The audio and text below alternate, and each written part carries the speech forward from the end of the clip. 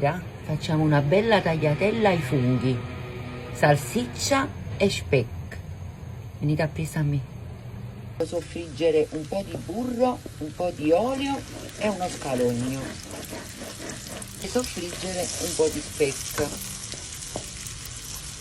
Ho aggiunto la salsiccia sbriciolata un bel po'. Fate soffriggere tutto insieme quando bello, la pescatella da unire. Aggiungere un po' di vino bianco e lo fate sfumare. Per il vino sfuma io mi taglio i funghetti freschi, ho preso questi qua freschi, anche i chiodini piccoli piccoli, li vado a trifolare.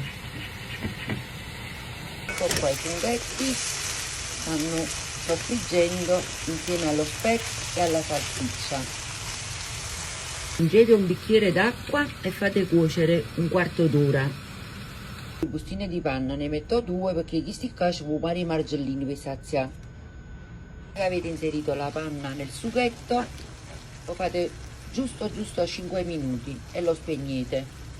State un po' di sale, qua bolle e sto calando le pappardelle. Dopo che avete scaurato le pappardelle, le arvagate nel sugo che avete preparato.